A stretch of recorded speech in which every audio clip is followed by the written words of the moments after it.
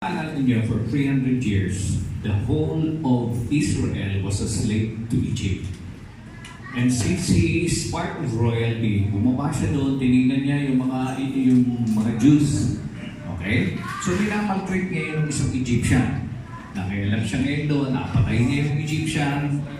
And then, hindi niya alam na ito na ang magiging katapusan niya ng buhay doon sa Egypt. Okay, tuloy po natin. Oops.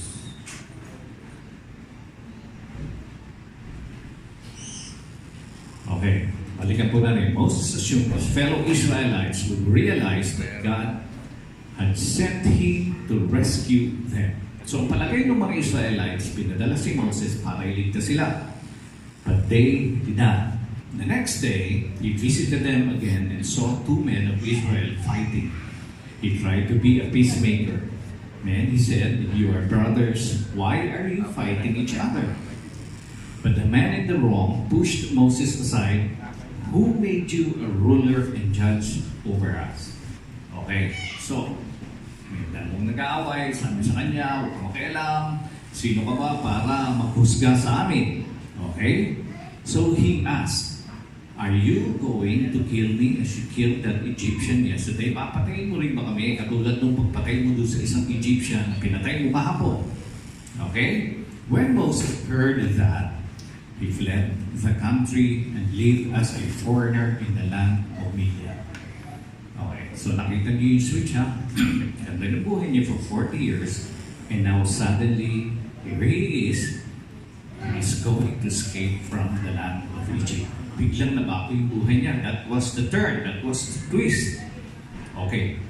40 years later, in the desert near Mount Sinai, an angel appeared to Moses in the flame of a burning bush. Okay? Now, anong nangyari? From Egypt, siya ay pumunta sa Midian. Anong trabaho niya doon? He was a shepherd. Doon, nag-aalaga siya ng tupa, 40 years, gano'n, araw-araw, gigising siya, makaalaga ng tupa, papasok ng tupa, papakain ng tupa. Okay? He was under the priesthood Midian and he led a flock far into the wilderness. Isang araw, ganitong nangyari.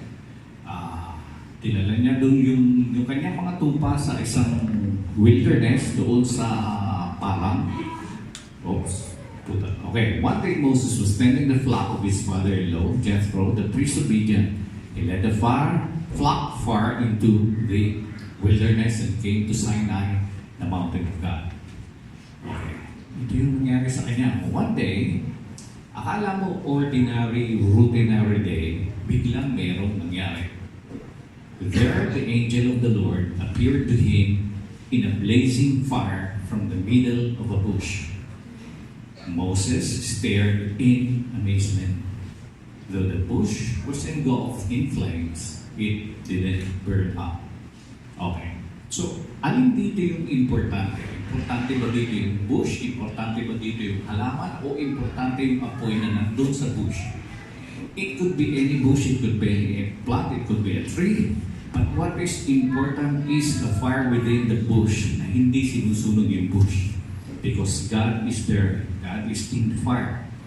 And the fire resembles that He can light up an energy within us. Okay, so ito yung episode niya. Dito na mababago yung episode sa buhay uli. From nobody is going again to be somebody. Ito na yung umpisa ng comeback ni Moses. Okay, Exodus 3:4. So Moses thought, I will go over and see this strange sight. Titingnan ko nga kung bakit may apoy doon, nag-aapoy doon. Hindi ordinary ito. It's uncommon. That's why it took his attention. Why the bush does not burn up? Ba't kaya hindi nasusunog yung bush o yung halaman? Okay, when the Lord saw that he had gone over to look, God called to him from within the bush. Moses. Okay. So, sigurado si Moses na siya yung tinatawag. Sigurado si Moses na siya ang pinatutungkulan nito because he heard his name. That communication is directly para sa kanya. He heard his name, Moses, Moses. Okay? So this is going to come in your life. One day, God is going to call you. Wala kayong marinig certainly about your name, but merong intuition na papasok sa iyo that God is going to use you in a particular situation, tulad nung nangyari kay Moses. Okay? Now, a burning bush will come in your life in the midst of routine. Minsan dadating yan, akala ninyo wala na mangyayari sa buhay ninyo, akala ninyo your life is insignificant, akala ninyo you are nobody, akala ninyo you are useless, and one day it's going to come. You will see a burning bush doon sa buhay ninyo. It could be an incident, it could be a circumstance, it could be from a friend, it could be from a certain love na ilalapit sa inyo. You will see a burning bush of opportunity. So in the midst of routine, it's going to come when you least expect it. Pag hindi ninyo inaasahan, nadating ito. And then, you are surprised by God's invitation.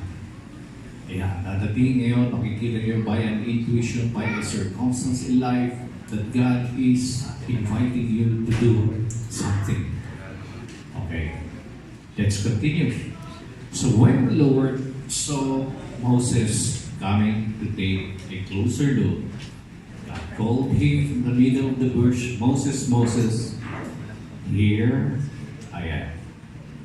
Moses replied, do not come any closer, the Lord warned.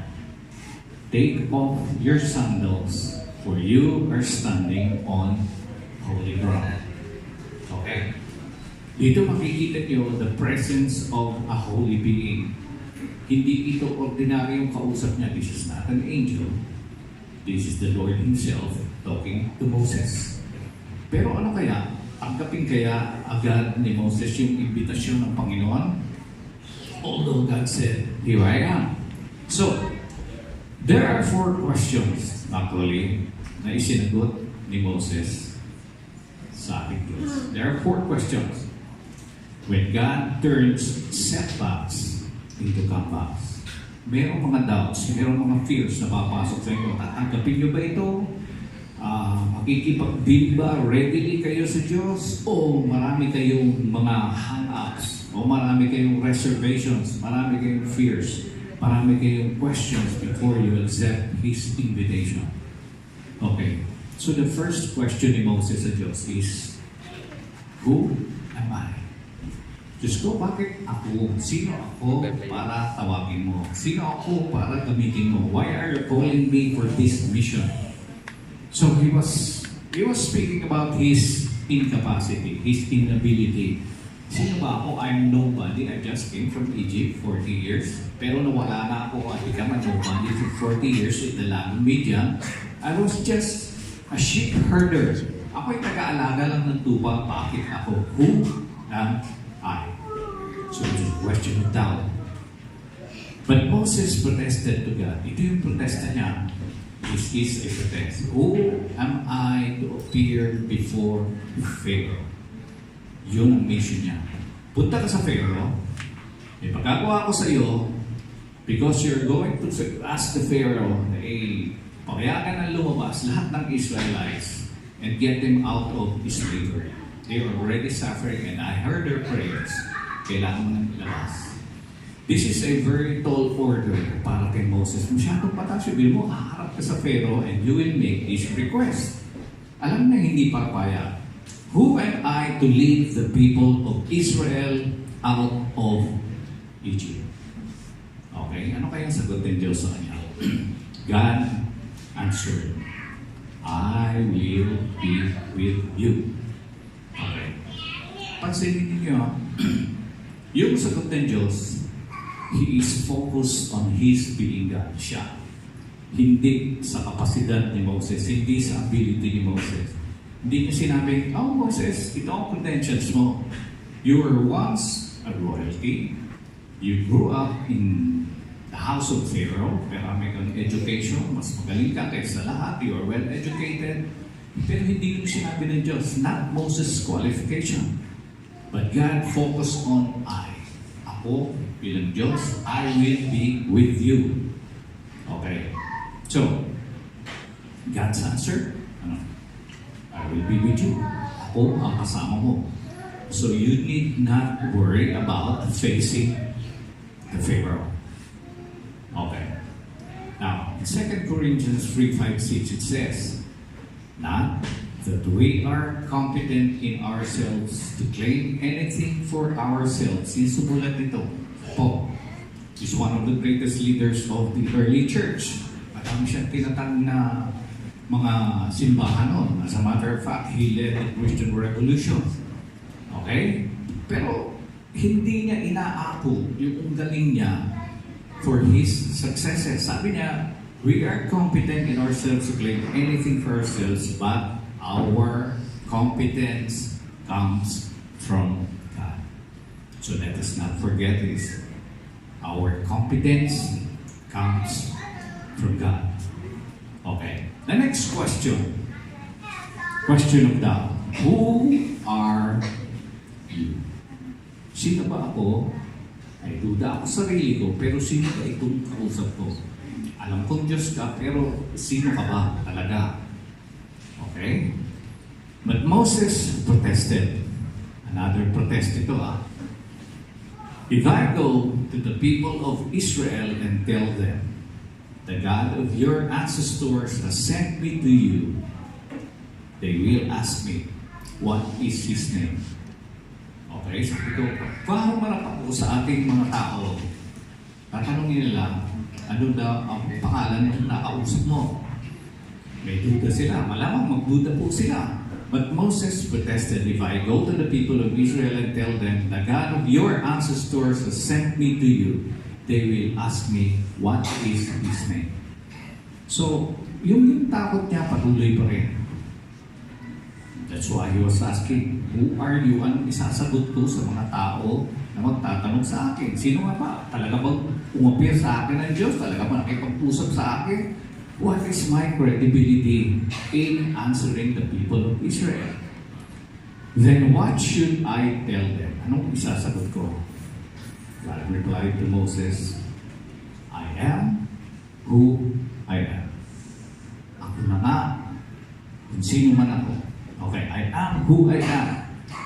Say this to the people of Israel, I am has sent me to you. Ako yung Diyos. Ako ito. Okay? So, God answer. Ano sagot ng Diyos? I am. Ako ito. Ito yung pakilala ko. Ako credential mo. Sabihin mo. Ako yung nakausap mo. Okay? Ano kaya? Tumigil na si Moses doon sa kanyang protesta. He has not yet been convinced. Sino ako? Wala akong kakayahan. At sino ka? Anong gagawin mo? Paano pagharap ko? These are the usual questions we ask God whenever He gives us a mission, an assignment.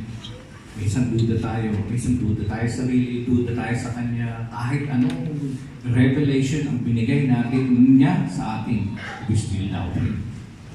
Okay, point 3. Point 3, protest.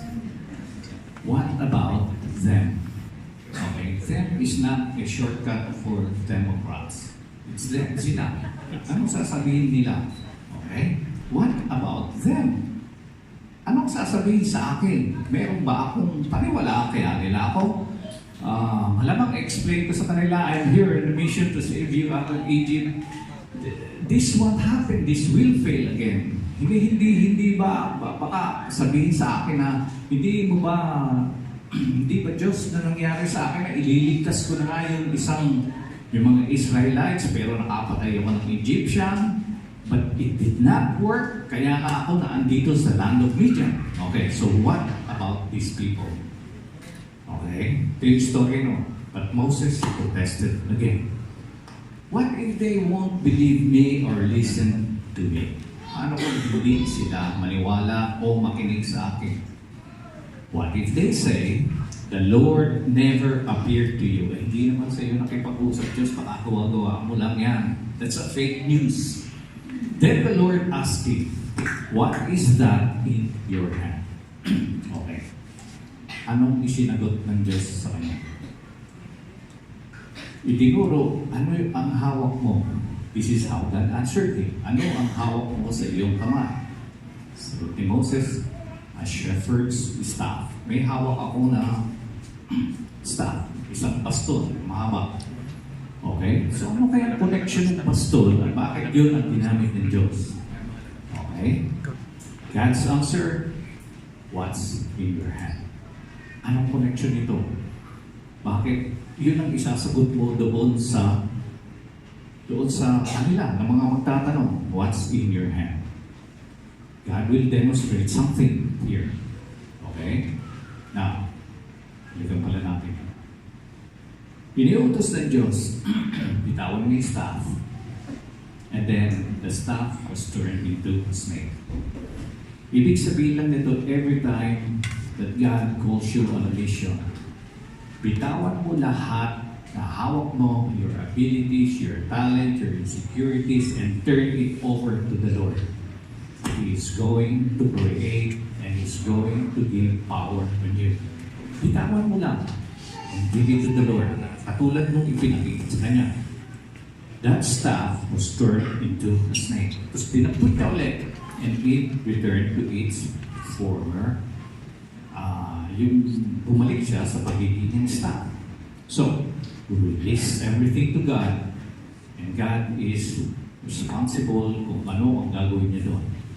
Just give it all to God. Okay. The next one, ano kaya ang kasunod? Tapos na yung tatlo niyang protesta. Ito na yung huli. It's no longer a protest. This is already a plea. Nakiusap na siya. Sapagkat baka sa bahaging ito, bitawan na siya ng Diyos. Okay? Baka bitawan na. Maawa na o maniwala na sa Kanya o sabihin, okay, sige, kukuha na lang ako ng iba. Bibitawan na kita. How about this? Diyos ko, o paano naman ito? But Moses, hindi na protesta, but Moses pleaded, nakiusap na with the Lord. Oh Lord, I am not very good with words. Hindi ako masyadong magaling magsalita. Hindi ako bulatas. Hindi ako magaling bumulatas. Hindi ako salesman. Hindi ako ambassador. Hindi ako masyadong learned sa speech. I never have been and I'm not now. Kahit noon pa, hindi ako naging ganon at hindi rin ako ngayon. Even though you have spoken to me, kahit mo ako nakausap, I get tangkay. Ako ay nagulol, nagkakabuhol-buhol ang aking dila pagka ako magsasalita. So, tipong lumulusot pa uli siya, and my words get out there. Okay? Talagang wala akong kabilang, huwag na ako. At saka, alam niyo naman yung nangyari na pumaltos na ako noon, bakit ako pa uli? And then, the Lord asked Moses, who makes a person's mouth? Di ba? Masyadong malalim yung sagot. Sino ba ang gumagawa ng bibig? Kung ikaw ay nagkakabulbul, hindi ko ba kayang bigyan ng salita and put it in your mouth para umayos yung panalita mo? Moses has been forgetting this. Pero siguro talaga ayaw ni Moses no pressure. He just wants to bail out. Okay. Minsan dumadating sa atin ito. We want to bail out. But let us look na yung ating incapacity, yung ating mga incapabilities, minsan yun ang ini-expose natin. Palagi nating minamagnify. We always want to magnify it para bitawan tayo ng Panginoon. But let us remember na mayroong dalawang tao o maraming tao sa mundo who has been handicapped for life. Handicap ha. Actually, ito yung handicap sinasabi ni Moses ito. Not because he wants a 20% discount para dun sa sinasabi niyong handicap. Pero para siguro palusugin na siya ng Diyos. Pero nasagot ng Diyos sa kanya, I am in control. Huwag kang mag-alala, I am in control. Let us remember that your past is not in control. Your handicap is not in control. Your age is not in control, and whatever weakness you have is not in control. It is God who is in control. Yun ang dapat natin tandaan. He can change things. Whatever it is, kahit ano, a bitter past, a frustration, a pain, He can turn it into a hopeful and a blessing for somebody. It can be a nice ministry for other people. Even the torture of the cross, pinaligtad niya yun. It became one of the hope of all Christians today. The best hope that Christians have today, the torture on the cross. Ganun siya kumontrol lahat ng bagay. And even the grave. Anong ginawa sa grave? It turned into a resurrection. Ganon ang sagot ng Diyos sa kanya. Don't worry about your incapacity, your inability. Minsan naririnig natin yung mga sumbat sa atin ng ibang tao. Hindi mo kaya yan, hindi ka marunong. This is your plate over and over and over. This could be your handicap, kaya ayaw mo tanggapin. But then God said, I am in control. Okay? So finally, we have to learn that Moses regarded this grace for the sake of Christ as a greater value than the treasures of Egypt, because he was looking ahead to his reward. Okay, so despite the difficulty, dahil ayaw niya sa lalim ng mga dahilan niya, yet Moses, at the end point, he said, okay, yes Lord, I will respond. Kung hindi siya nag-make yung isang step na yun, he would not have seen the parting of the Red Sea. His name would not have been written in the book of Genesis na pinag-aaralan natin ngayon. He would not have seen God has distributed manna from somewhere, from heaven. Tapos hindi na sana siya naging recipient noong Mosaic Law na binigay sa kanya in Mount Sinai. Wala sana siyang ganung credit kung hindi niya tinanggap ito. So it's just a matter of one decision, one leap of faith, one step towards accepting God's invitation. Kung makikita niyo si Nick Wojcik, di ba yung he's the guy with no arms and no legs, sabi niya, don't live your life according to your handicap. And if you cannot make miracles, be a miracle.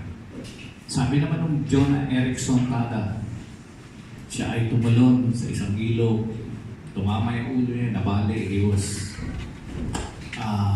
paralyzed, neck down. Sabi niya gano'n, God would not accept no for an answer. Minsan, meron kang self-pity doon sa iyong incapacity. When God is hell-bent on using you, pag siya ay hell-bent on using you, the effort is worth it. Kung gusto kang gamitin ka, at hindi ka pwedeng tumanggi. Just make a step of faith. Okay? So he had his eye on the one that no eye can see, and so he kept right on going. So ganito ang ginawa ni Moses. Ano ba yung future ko? Ano ba yung magandang kakalapsan nito? Despite my fears, despite my insecurities, I know what's going to happen. And God's plan is going to succeed. Tayo po'y manalangin. Father in heaven, we thank you for your message this morning. We thank you for the life of Moses and how we can use it in our daily lives. We thank you for your inspiration this morning. We ask this in Christ's name. Amen. Pastor Ralph.